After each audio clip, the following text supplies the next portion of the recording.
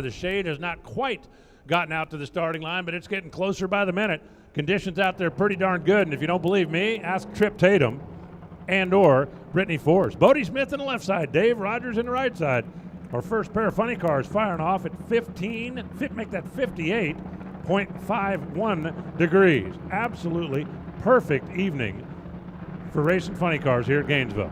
And thanks to Max Savage for the little preview. He says the track is going to be great. We're going to see a great show. I cannot wait. This is why everybody packed in here to historic Gainesville Raceway for moments like this. Here we come, funny car.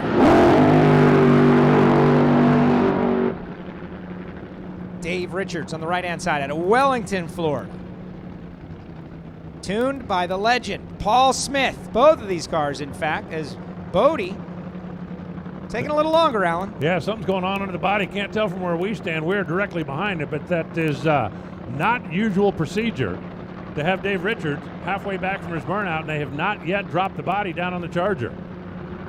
John Smith, of course, the son of Paul Smith. They got a lot of experienced guys down there looking at it, and I think they just told him, okay, they're about to get the signal from the starter. You're going to have to shorten the burnout up, and they will. I mean, these two cars basically operate as a team. John Smith knows that he can't hold up Dave Richards just because, Dave, and I'm not sure that thing's going to run now. It looks pretty unhappy after the burnout. He meant to do the short chirpy as opposed to some of the stuff that we saw in the nitro cars, but right now it sure doesn't look like the barrel valve and the butterflies are in sync down there on the left side. Now we're going to find out here pretty quick. I'm also not 100% sure they've taken the throttle stop off of it.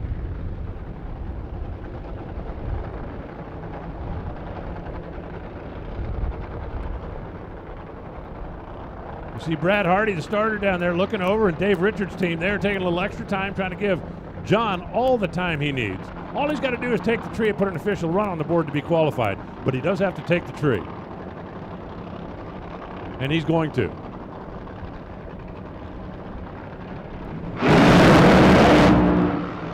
Bodie takes the tire off at the step. Dave Richards gets out there about 40 feet, moves over to the right, and has to shut his off as well. It ends up being a coasting race down to the finish line stripe. And while after the big numbers we saw in Top Fuel, not really what I expected to see to fire off funny car, but for the record, Dave Richards goes 8.773, 85 miles an hour.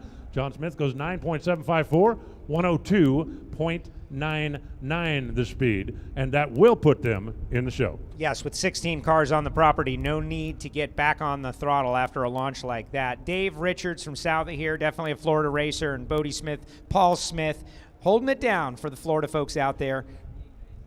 Kind of a tough start, but they'll race. Get a little boost up at the top end of the racetrack. I want to say welcome back to Blake Alexander and Jim Head. It has been way too long since we've seen that head contractors and engineers car down there on the starting line. Stopped by and talked to both of them this morning and just told them, welcome back. Good to see him back out here on the tour. Over on the right side, that is Paul Lee, the McLeod FTI machine. And the beginning of the season has certainly not been what Paul Lee was hoping for. During the winter break, they went out, invested some new parts, some new people, went to Phoenix, tested, and really have just not quite found the sweet spot. I spoke to Jim Oberhofer, the crew chief down there, and I said, you guys need to have like a seance or an exorcism or something. And he said, nope. I'm the crew chief. This all comes back to me. I'm taking responsibility for the fact that the car hasn't quite been where they wanted it as of yet. And with a shortened qualifying session here, that certainly doesn't help anybody when they're struggling with the gremlin, Joe. Absolutely. Paul Lee flying the FTI performance colors this weekend. DeLand, Florida's own. Do a lot of transmissions and torque converters in the Lucas Oil Series. .90 Racing, Bracket Racing, company that Paul and his McLeod group purchased last year or the year before, and they are flying the flag for the Florida fans. Paul Lee is like a mystery wrapped in a puzzle surrounded by an enigma. He jumps out of planes and he knows the karate, but I found out today he is also a nationally ranked poker player. And an attorney. What's going on with this guy? And you know what he says? I go, how do you have time? He goes, well, I'm single. Me too, and I don't do all that stuff. Yeah, what's up with that? Hey, Paul, you're overachieving and making the rest of us look bad. definitely look bad out. Cut it out. Pronto Auto Service Centers have been loaded up with Blake Alexander for a number of years. He and Jim Head have been teamed up for a couple of those. If you don't know the story, when they were headed west last year towards the end of the season in the countdown to the championship, a hauler accident in Indy basically put an end to their season. And you'll see Dylan's name on the side of that car and a couple others out here as they remember that young man. But they are back, trying to come out here and give some headaches to some of the touring teams.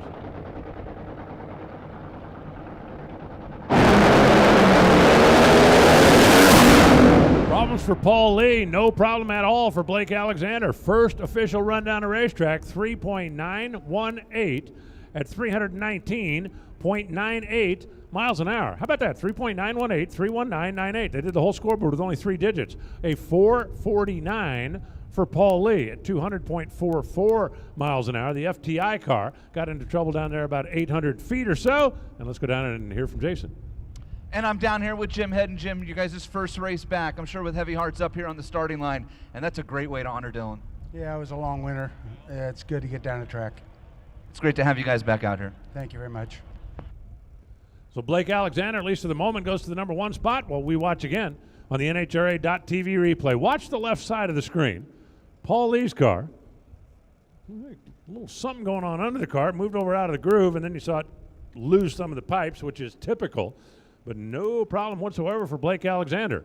I guarantee you, Jim would tell you, well, we wanted a little more, but what they needed and what they got was a solid run down the racetrack. Great to see that team back. Obviously dealt with tragedy at the tail end of last year. To come back fresh here at the Amalie Motor Oil NHRA Gatornationals, throw it down like that. Blake, such a good kid. He has been fighting and clawing. Years ago, made a first attempt out here, and it's great to see his career blossoming. Chad Green rolling in now. The Boxo Bond Coat Ford in the left side.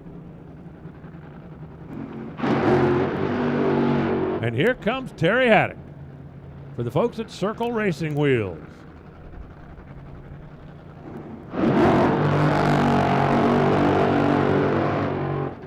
Terry Haddock has been running the top fuel car and the funny car as often as is possible, and one of the team members, his son, Keelan, had mentioned the last time that they only ran the funny car was in Epping when they went to the semifinals. They'll only be running the funny car this weekend and able to focus, so we'll see how it goes.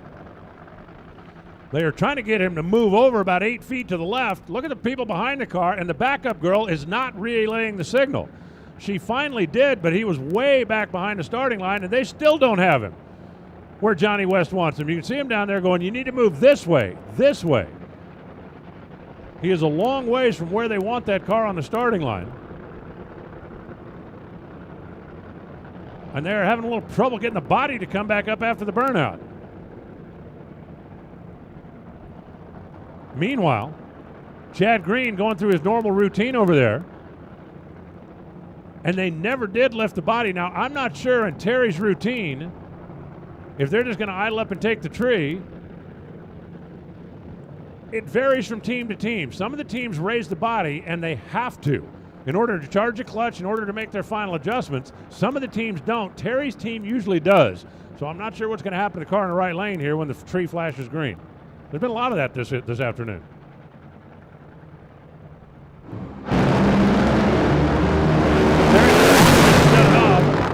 407, 313 miles an hour for Chad Green. We'll take that. A decent, clean run down the Lucas Oil side of the racetrack. Terry was under power for what, about 60 feet, 80 feet, and then coasts on down to an 843 at just 87 miles an hour. Unfortunate circumstance for Haddock and team. They didn't even get a chance to go after it, but they do have an ET up on the board. Meanwhile, Chad Green, who is going to focus on Nitro Funny Car this year, Daniel Wilkerson and that team, kind of part of the Wilkerson organization, they throw down a nice little 407. Put him right now in the number 2 spot behind only Blake Alexander. For those of you race fans that may be curious, there is a lot of things that have to happen to the car between when it does the burnout and when it launches off the starting line. On a top fuel car, since everything is exposed, it's pretty easy for the crewman to go over and take off the throttle stop and charge the clutch and do what they need to do. And they always give them a once-over, check, make sure there's no leaks or no issues with the engine idling down there. On a funny car, since so much of that stuff is covered up, Often the teams have to lift the body up to do it. Some of the teams don't. They've got the car automated enough that they don't need to lift the body, but the vast majority of them do have to pick the thing up just to give it the once over, get the clutch charge, or unplug the dashboard before it's ready to run. Blake Alexander still sitting number 1. Here comes Jim Campbell driving for Big Jim Dunn with the DePinto colors on the car this weekend, and J.R. Todd for DHL, for CMR, for Mobile One, for Sealmaster, RevChem, and that Gazoo Racing Toyota that everybody's been talking about since they showed it to us the first time at the Auto Club Finals last year. JR, the defending race winner, he loved winning in Florida so much, he moved here. That's kind of cool. Now showing Jupiter as his home. I think he just wanted to hang out with Berserko Bob more. That too. Yeah. Everybody comes to Florida eventually. But Berserko Bob's a fun guy to hang out with, so I've heard. Well, if your name is Berserko, you'd better be fun.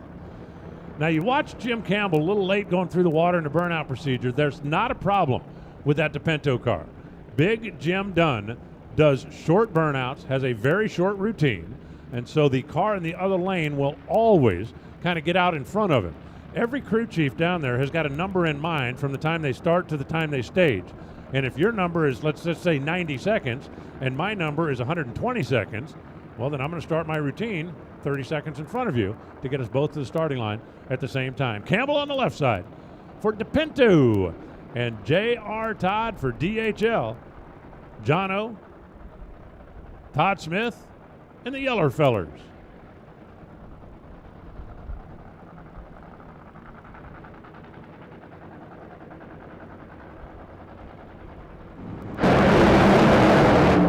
Wow, and they both shake and shut off. And we end up with an idling matchup down the racetrack.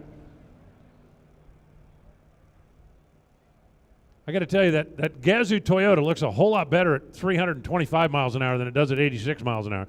JR goes 8.38 seconds, 86 miles an hour. Jim Campbell goes 8.90, 68 miles an hour. And I'm a little surprised after what we saw in the top fuel session that our first few funny cars seem to be struggling a little bit with the racetrack here. Yeah, and you would be a better person than I to determine why, but could it be that they underestimated the track surface? Possible, but I wouldn't think after what they watched the top fuel cars do, and then with the safety safari coming out here, doing a little spray and a little drag, that there would be a whole lot of underestimating going along. When we see 360s in top fuel, usually the funny car guys are going, "Ooh, let me at it." Bob Tasca getting ready to roll up next. And here comes the GOAT, John Force.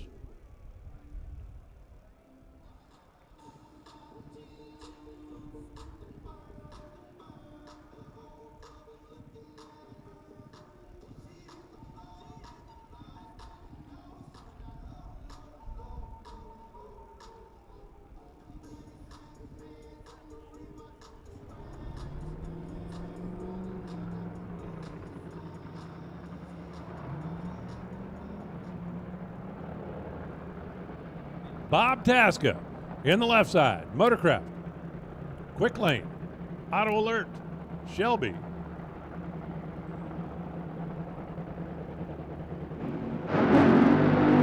Bob, who was yesterday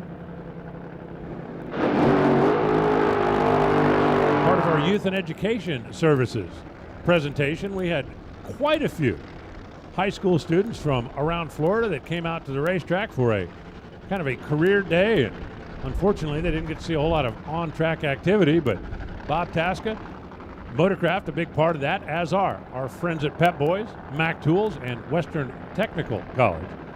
And for John Force, it's been a wild weekend already. The Blue Def Chevrolet, the Auto Club, Monster, Flavapack, Cornwell Tools.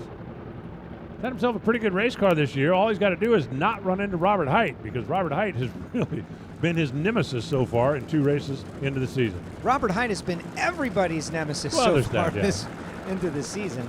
And he wants more, obviously. We'll see him in a little bit. But John laid down an 83 in testing and ran into Robert out there in Arizona. But I think John would love a good start right here. Now, John tested very well, then went to Pomona and laid an egg.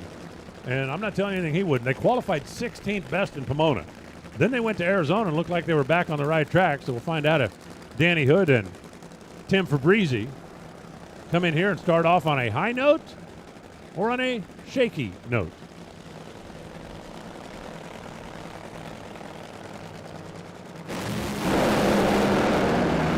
John drives into smoke early. Bob drives into smoke late. 4:05, 249 miles an hour for Tasca at the Shelby. Looked like it was on a pretty solid run and then kind of moved over out of the groove down there. John took the tire off fairly early. Bob goes to the number 2 spot. John goes to the number 9 spot. But it looked like the Blue Deaf guys down there maybe just a little bit confused. They're clearing the top end of the racetrack. Next pair will be up in just a moment. Down to Jason.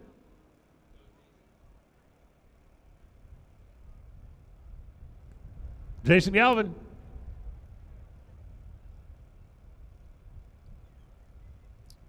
Jason's got someone that's bigger than he is. That's why I'm so late getting to the microphone here, because I walked over and I was like, whoa.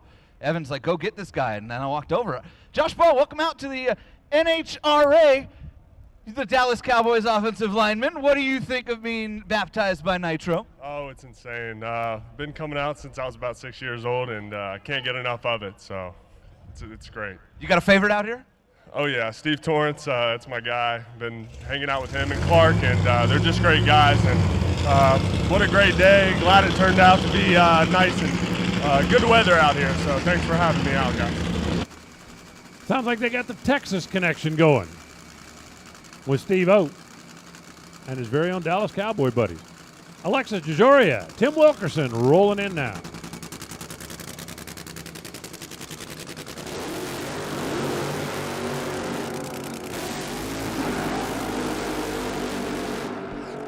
Alexis, the Bandero Premium Tequila, Rocket Phones, the other Gazoo Racing, Toyota Supra, and Tim Wilkerson.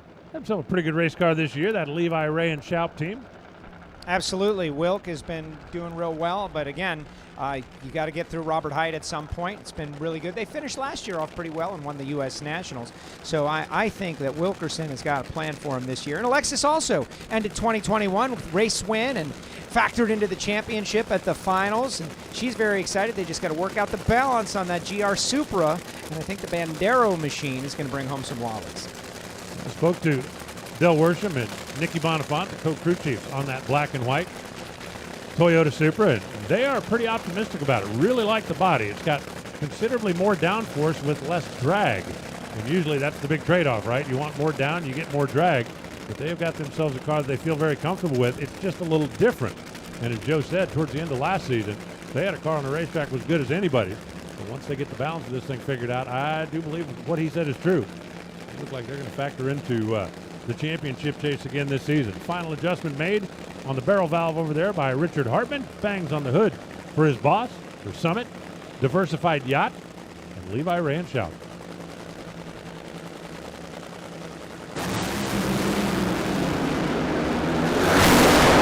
Well, welcome to Funny Car Racing. 389, 328 miles an hour Wilk, 3.907, 326 Alexis. Tim Wilkerson goes to the top. Alexis DeJoria slides right in behind him, just a couple of thou back. That's what it's supposed to look like, Joe. Down to That Galvin. was great. Jason, go. And I'm down here with Richard Hartman in a 389. That's what it's supposed to look like, as Alan said. Yeah, that is what it's supposed to look like. But, man, this track is tricky. But NHRA Safety Safari did a heck of a job. And how about all you fans hanging it out all day? Thank you. Man, Tim did a good job. We slowed it down there just a tick. Probably would have run an 86 or 7, but oh well, 89's not bad. Tell Tim I said he's a sissy. 8th thou at the stripe. What a great drag race. Both drivers a good, clean run down the track. And, Joe, we've seen it so many times. You get started off on a high note, and oftentimes that can set the tone for the whole weekend. They're checking things out on the top end of the racetrack. We got Team Snap-on and Team Napa at the ready line.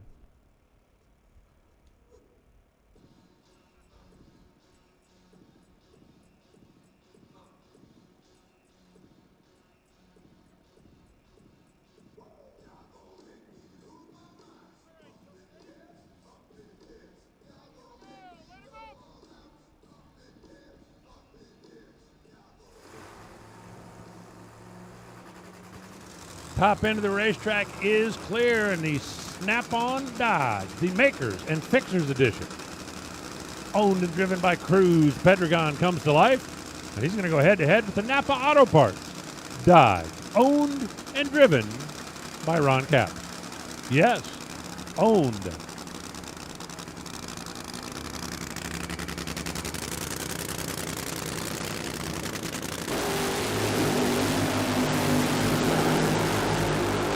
Cruz, of course, been an independent for a number of years. But that thing really came back to championship form last year with JC and Rip Reynolds and the boys came on board and made that car start going in the right direction. And for Ron Capps, it was during the winter break where the opportunity came up for him to own his own team.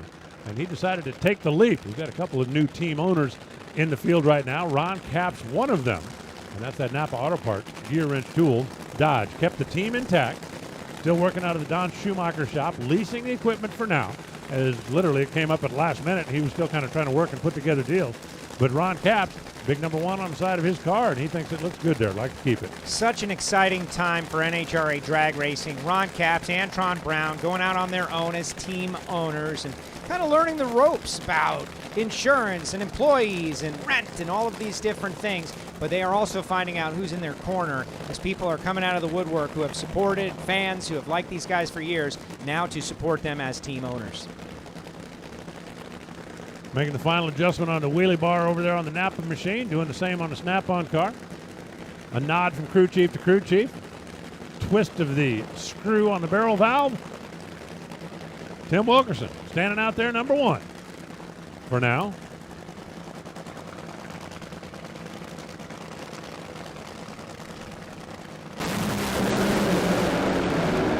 Well, Capps is off the throttle. Cruz goes 3.891, 327.35 miles an hour, and Cruz Pedregon takes that Snap-on Dodge right straight to the number 2 spot by speed. 3.891 for Tim, 891 for Cruz. Tim went 328, Cruz went 327. That's the tiebreaker. Ron Capps a 748 at 90 miles an hour, but it looks like the Snap-on boys are pretty happy with that. Absolutely. John Collins earlier today was watching Factory Showdown. He said, if these cars can get down, I think I can get down. And he certainly got down. Speaking of going down, let's find Mr. Jason Galvin on the starting line. Alrighty, Joe, and look what I have. The helmets are back, and I mean, when I say they're back, we barely have any more of these. You could take one of these home today. Eddie Ace McCulloch, Don the Snake Perdome, we got Mongoose, we got Shirley, we got WJ, and you could take one home by renewing your tickets to come right back here next year to the Gatornationals. You can renew your tickets at the NHRA membership tent. It's on the Midway, right behind Pep Boys over there on the Midway, and you can go over there, no ticket fees. 10% down. You come back next year with us, and you take home your choice of one of these helmets. While supplies last, go check it out. They're awesome. As little as 20 bucks, that's it. You put 20 bucks, and you get one of these helmets, and you get to come back next year. It's awesome. You got to go check it out. Go get a helmet. Look how cool they are. They're great. They are great. Great job with that, Jason Galvin. I'm so happy that you're doing the helmet renewal thing here in 2022. You are so much better than the guy who did it last year. I got to tell you, it works great. That's right, folks. Go get the helmets. Everybody loves the helmets. Go enjoy the helmets. Renew those seats today, but don't do it now because we got Robert Height and Matt Hagan on the starting line. The last time we saw two Nitro Funny cars go down the racetrack in competition, it was these two in the final round of the Arizona Nationals, and now they'll be the final pair in Nitro Funny car qualifying. Here comes Hagan. And over on the right side, Robert Height. Couple of long ball hitters, as it were. Matt Hagan, also part of the Tony Stewart racing team now, but they also kept the band together, if you will. Dickie Venables, Mike Knudsen, got themselves a pretty good Dodge over there for direct connection. The Power Brokers, and for Robert Height, so far this year, we've had 2 races. He's left with 2 trophies. He thinks that that's a string that should continue. Pretty much everybody else with a funny car thinks that's a string that is ridiculous. The Auto Club of Southern California, Chevrolet, Blue Death, Peak, Antifreeze and Coolant, Monster Energy, Robert, Jimmy, Chris Cunningham. So far this season, they have been the man. Tony Stewart Drag Racing gets together with Dickie Venables, Matt Hagan, and really picks up a great team to go drag racing, and Smoke is really loved by that team. I asked him, what's it like to work for Smoke? And they said he is a detail-oriented guy. He gives them what it takes to win, and he is loving his experience in the NHRA. So all you NASCAR fans who are used to a little Daytona action not far off, Tony Stewart, now a drag racer.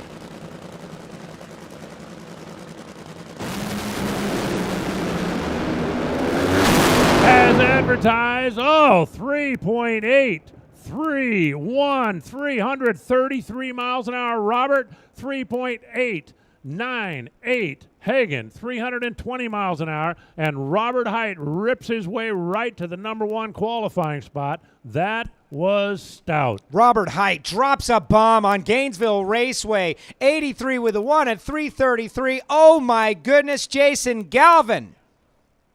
Jimmy Prock, crew chief for Robert Height, and the Prock Rocket strikes again, a 383. Did you think the track would hold that?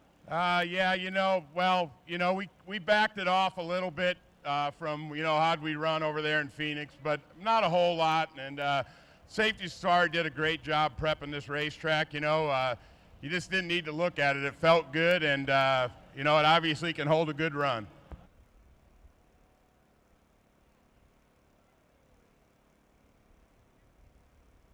So Robert Height sits up in the #1 spot. Hey, race fans, don't go anywhere just yet. You're going to want to see this next car run because this car is a world record holder, and it's quiet.